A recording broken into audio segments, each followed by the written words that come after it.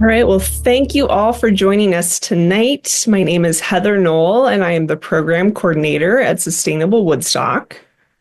Founded in 2009, Sustainable Woodstock is a not-for-profit community and environmental action and education organization.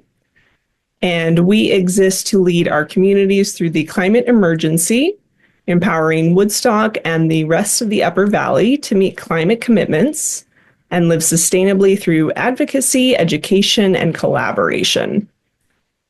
And this event is a part of our Green Drinks series, and Green Drinks are social events to connect people and organizations who have similar interests in sustainability and climate change.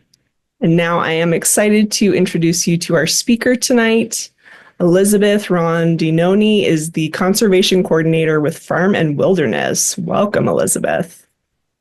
Thank you so much, Heather. Do you want me to share my screen? All right. Well, thank you so much, everyone. Thank you for joining us. Like Heather said, my name is Elisabeth. I'm the conservation coordinator for Farm and Wilderness Conservation. Thank you again, Sustainable Woodstock, for hosting us and providing this space for us to share our story and our work with all of you, and also the ways that you can get involved. Sure, I can get to the next slide. Okay. All right. So a brief introduction to Farm and Wilderness Conservation, and then we'll get into some details a little bit later. We are a registered nonprofit conservation organization. We manage and steward over 5,000 acres of land, primarily in Plymouth and Mount Holly, Vermont. Much of the land in our care is permanently conserved, and we focus on land and water stewardship, conservation, and recreation. And that can be kind of broken down into three different buckets: land, water, and people. We work with our partner organization, Farm and Wilderness Foundation, and their well-known summer camps. And Farm and Wilderness Foundation is rooted in a long history of careful land stewardship, conservation, and recreation. So I'll just do a brief introduction into Farm and Wilderness Foundation. So the roots of Farm and Wilderness Conservation reach back to the 1930s and the visionary founders of Farm and Wilderness Summer Camps, Ken and Susan Webb. The Webb started with a little more than 100 acres on the shores of Woodward Reservoir in Plymouth, and an initial summer camp enrollment of about 28 campers. That was in 1939. Today, Farm and Wilderness summer camps are accredited by the American Camp Association, and each summer we welcome over 100 summer staff and over 750 campers from all over the country, ages 5 to 17. We currently have 5 separate summer camp offerings for folks, each with a different focus, serving the needs and varied interests of children and teens of various ages. 4 of the camps, so the Barn Day Camp, Timberlake, Tamarack Farm, and Firefly Song, those dot the eastern shore of Woodward Reservoir in Plymouth, and then about 12 miles south, we have Saltash Mountain Camp, which is located on the shore of Lake Nineveh in Mount Holly, Vermont. All of the camps continue to follow the Webb's mission to connect people with nature through cooperation and respect for the natural world and the environment and for each other.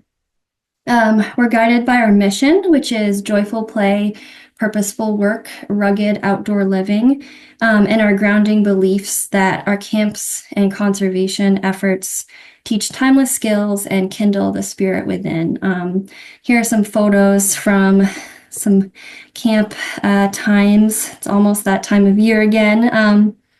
And along with taking part in activity areas such as art and carpentry, outdoor living skills, and waterfront, the campers have a chance to work alongside our farm director on our organic farm, growing greens that they eat in the dining halls, collecting eggs, taking care of our herd of grazing animals, and learning about sustainable farming practices. And so our farm, our pasture and farmland consists of about 20 acres on our property. Right. So before we talk about farm and wilderness conservation today, I just want to give you a little context and history of our organization and the various iterations. So as I mentioned before, Ken and Susan Webb opened the first 3 farm and wilderness camps in Plymouth in the 1930s. And by 1960, the camps were thriving. The Webbs were eager to establish new camps, but finding the open land for that wasn't easy. Fields and forests were disappearing as development kind of spread through the Plymouth Valley and in Route 100. And when a 310-acre wooded tract on the eastern side of Lake Nineveh came up for sale in Mount Holly, the Webbs, as well as some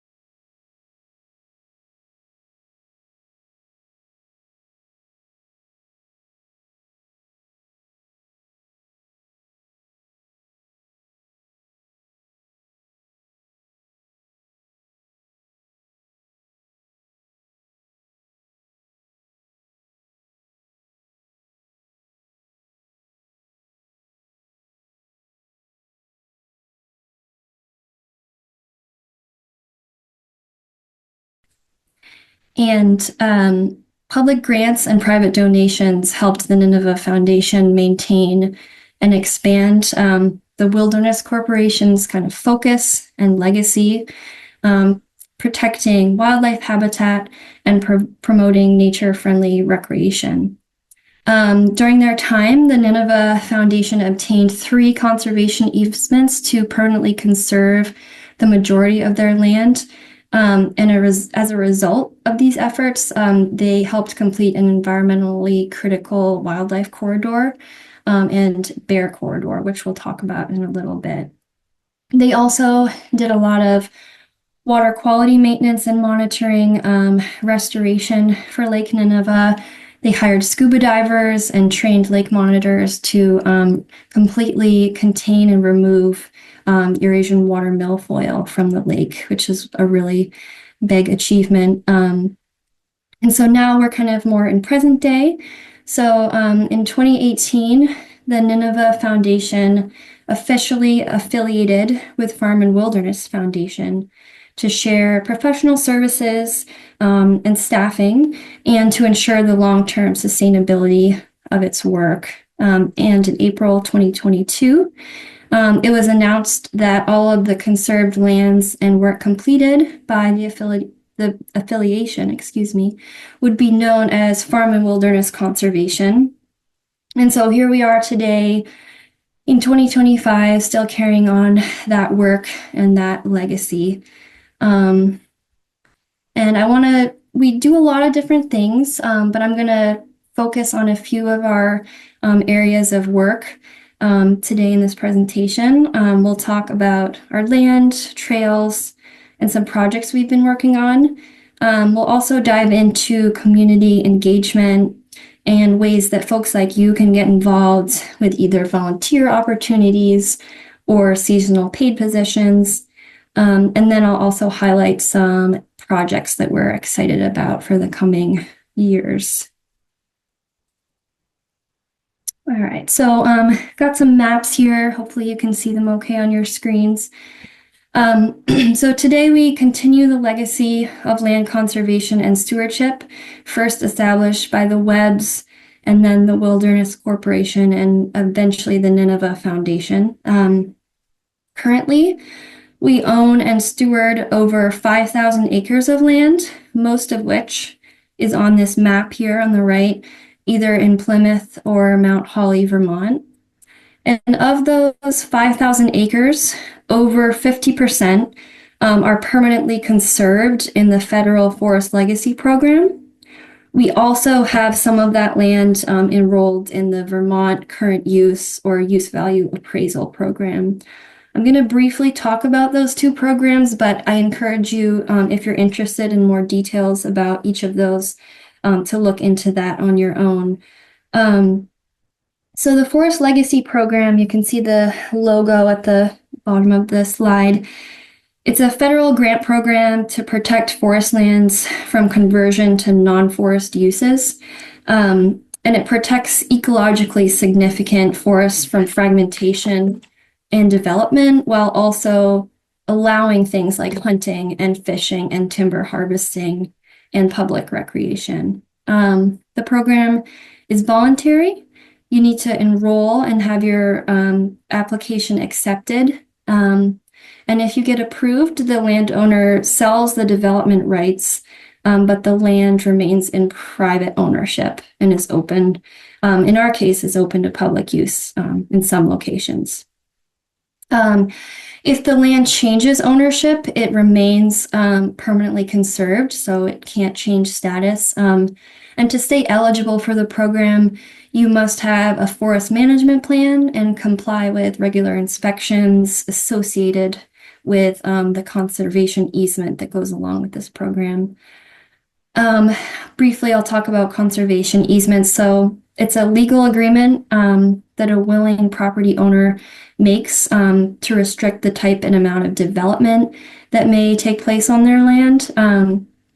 The conservation easement is either donated to, purchased by the organization holding the easement. Some land uses are prohibited and others aren't, but the landowner retains the title and all remaining land rights.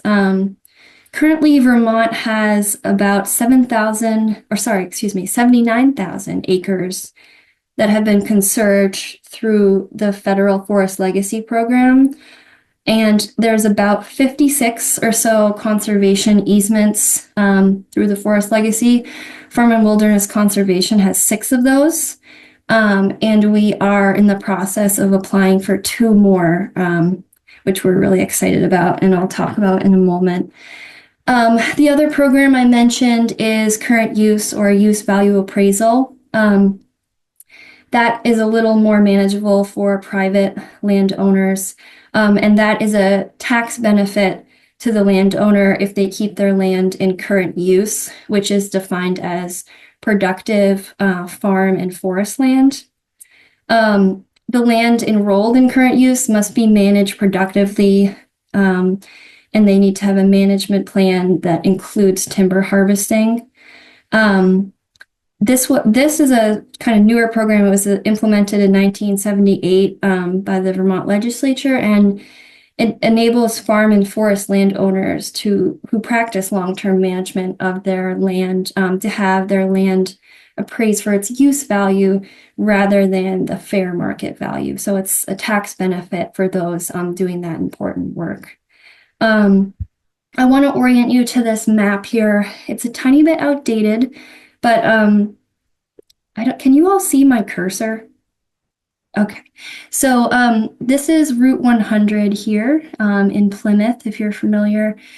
And this is Woodward Reservoir, and so we call this section Woodward area. It's about 600 acres there. That's where 4 of our summer camps are located. And 444 of the acres in that parcel are enrolled in the Forest Legacy Program. And then the Nineveh area, so there's Lake Nineveh, that is 3,955 acres, and 75% of that is enrolled in the Forest Legacy Program.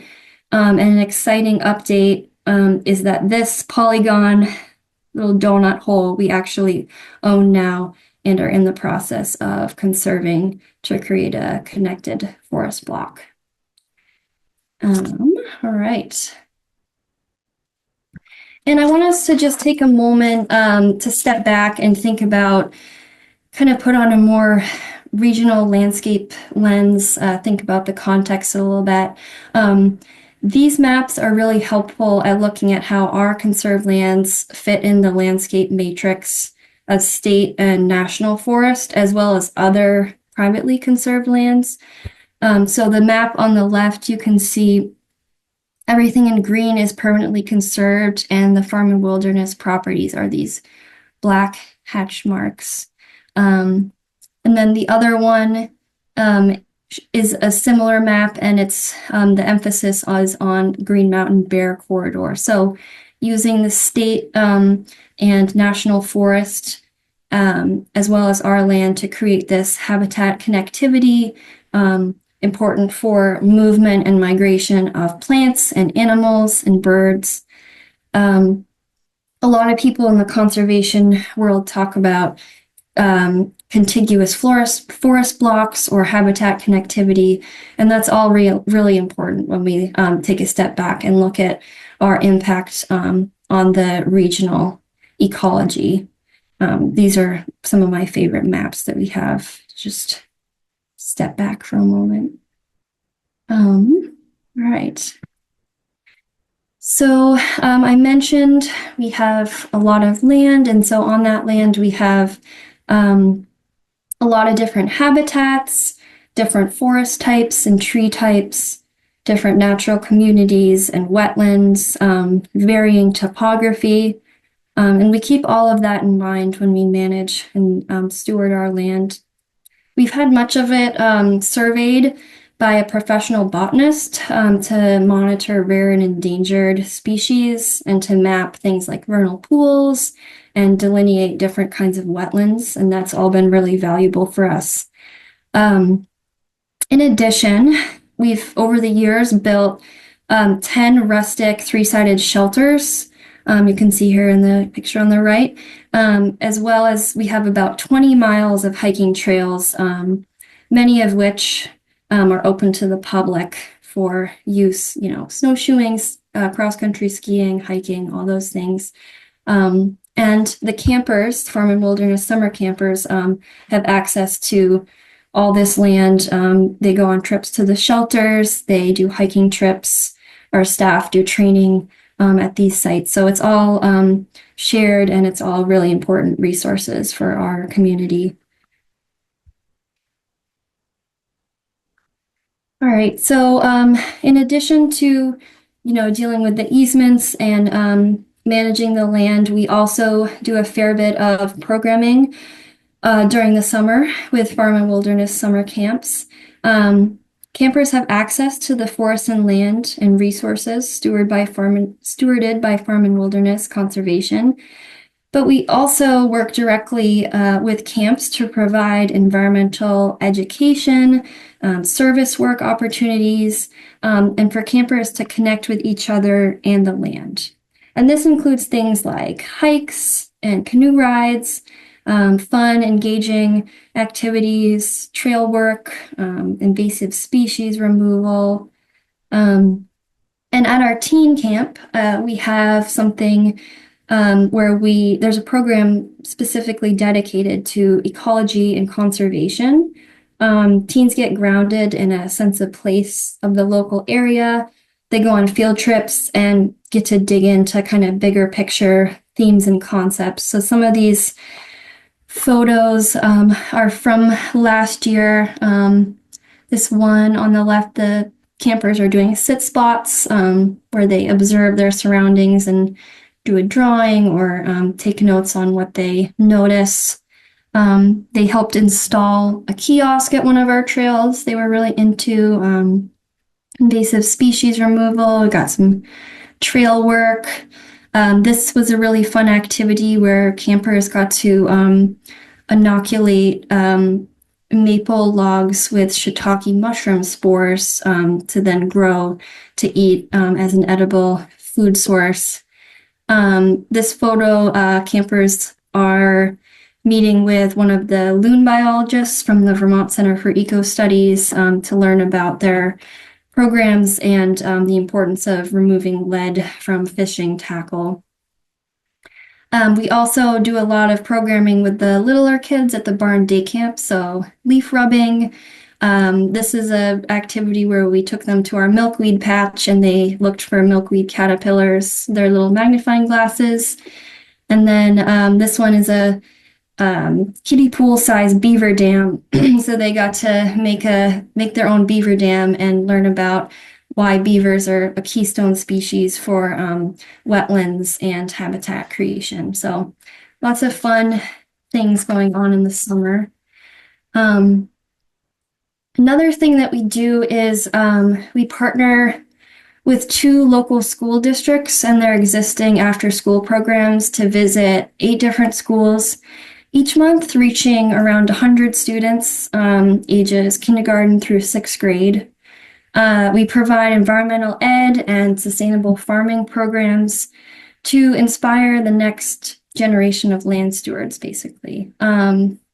Programming topics have included like the wild world of animal sounds, meeting our goats, vernal pools, winter twigs, learning about animal tracks, pressing cider, and meeting our rabbits. Most recently, we brought animal skulls and animal pelts that we borrowed from Fish and Wildlife to the schools, and the students really enjoyed seeing those.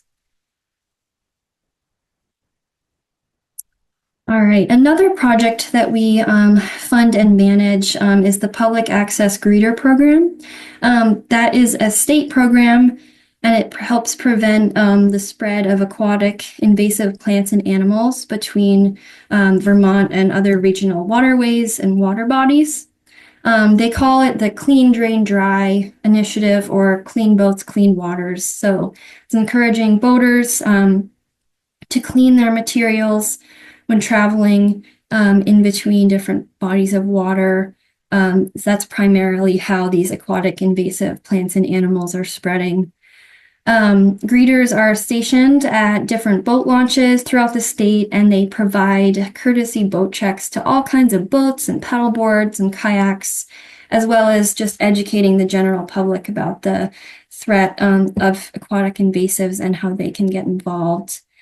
Farm and Wilderness Conservation funds and manages the programs at Woodward Reservoir and Lake Nineveh, and we receive grant funding from the state of Vermont to do those programs.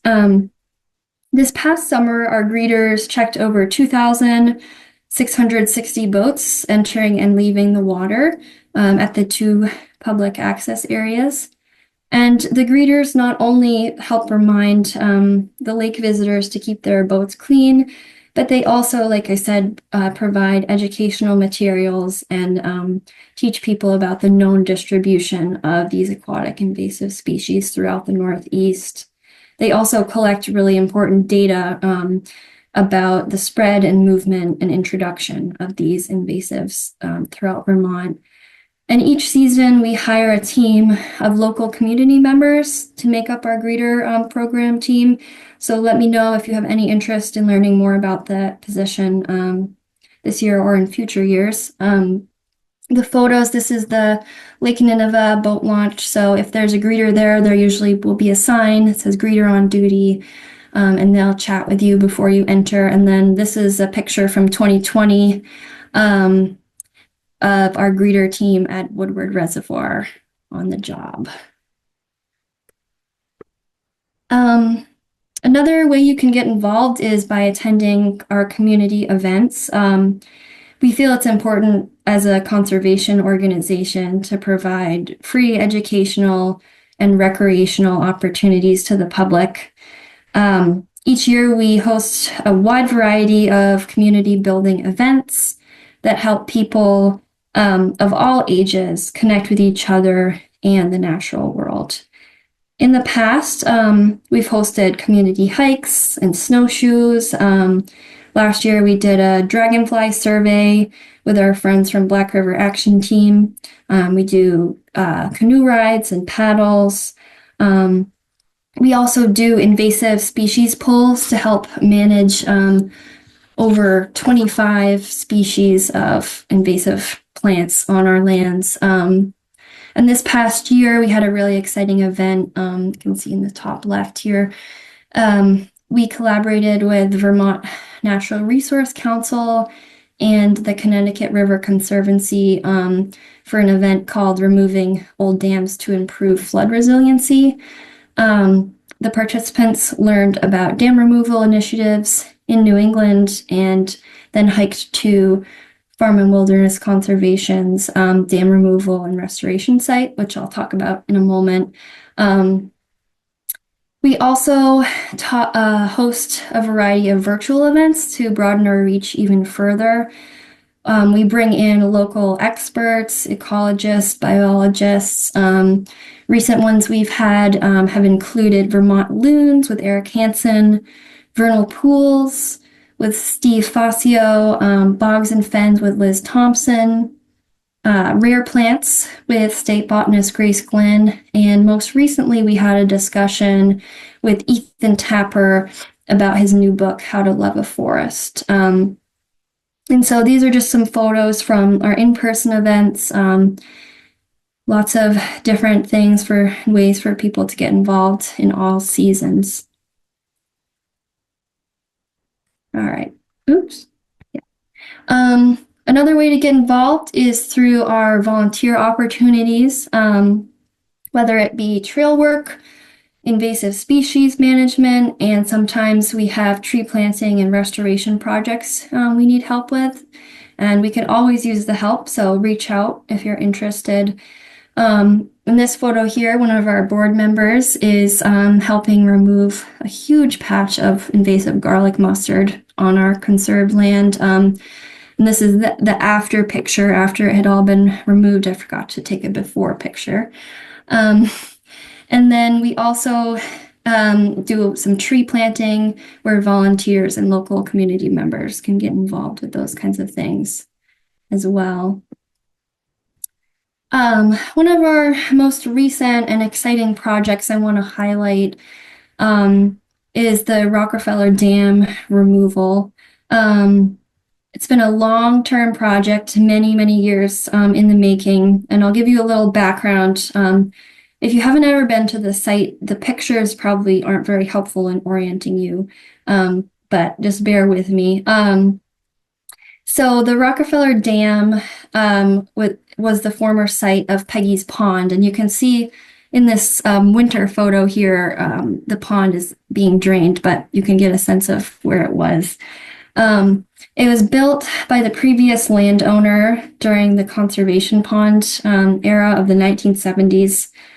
Over the years, the dam's structural integrity posed major safety hazards as well as numerous ecological concerns. So in 2016, we began the long-term removal process that required a wide array of permits and surveys and site visits from a variety of different people. And at long last, in 2024, August 2024, it was finally removed by a team of local contractors. And you can see picture on the bottom left here. They're working hard.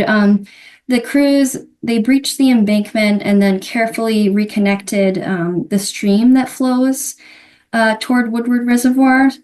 Metal pipes and supporting infrastructure that were in the earthen embankment were removed, and the earthen materials that were distributed throughout the site kind of remain in the area. So the dam, the location of the materials just migrated a little bit. Once it was all completed, so you can kind of see the middle picture here, once the water was gone and all that, we planted native plant seed from Vermont Wetland Supply and planted over 550 native trees and shrubs at the site. You can see some local community members helping out last November. Additional plantings are going to be taking place in this spring. So we're going to keep monitoring the site and planting things as needed to restore it back to its original wetland habitat, to the best of our knowledge, before the dam was constructed. There's substantial ecological benefits of removing this dam. Those include increased aquatic organism passage from the wetland complex to Woodward Reservoir, establishment of a 3.5-acre floodplain, sediment retention, improved water quality, minimize flood risk, and hopefully the return of native brook trout and beavers to this wetland complex. So we're so thrilled that this is nearing completion, and we really are looking forward to monitoring it in the years to come. And if any of you want to come up and check it out, you're welcome to at any time, or you can let me know and I can bring you up there to see what it's looking like.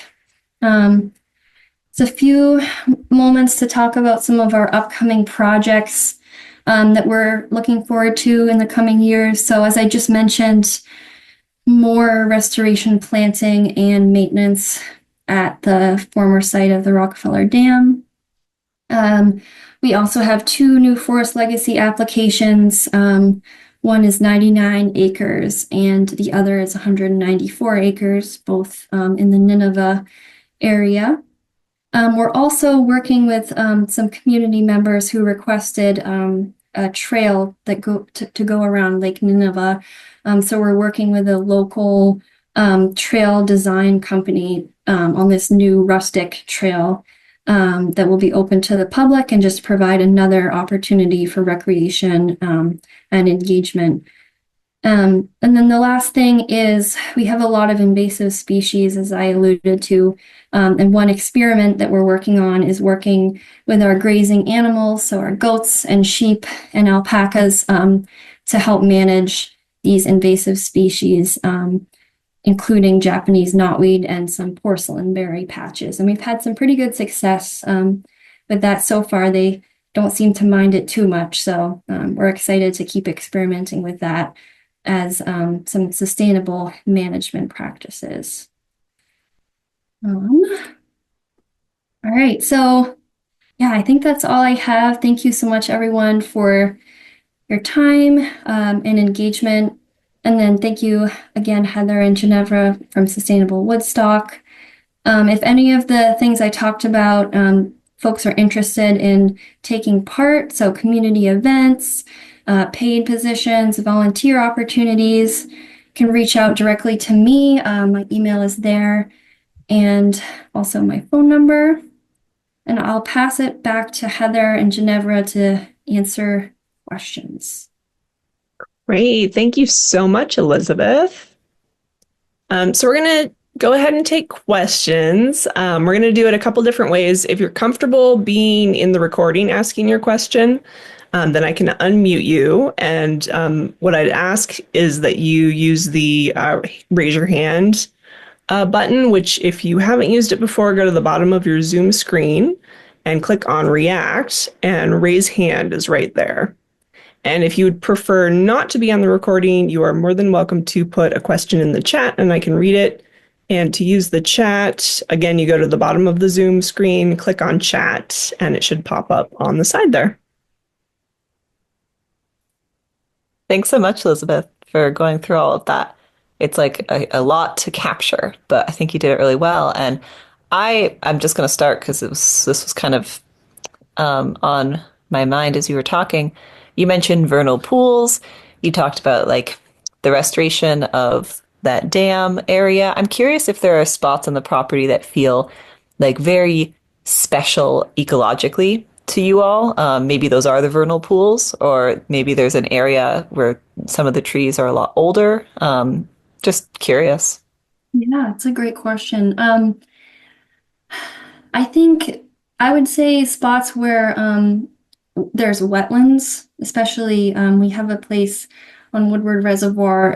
It's a Class 2 wetland and Class 2 protected natural community. It's the floating bog, which some of you might be familiar with. That's a really special and rare spot that and no one really owns it because it's in the lake, but we are very protective of it and care a lot about its future. So that's one spot we really like. Again, vernal pools are really important. And I don't believe we have any quote unquote old growth forest because it's not a very common feature in the landscape right now. But I would say wetlands are really important, and just places that are undisturbed that provide really great habitat for plants and animals are really important. But all of it is important. I'll have to go there. I haven't been to the floating bog. Yeah, definitely.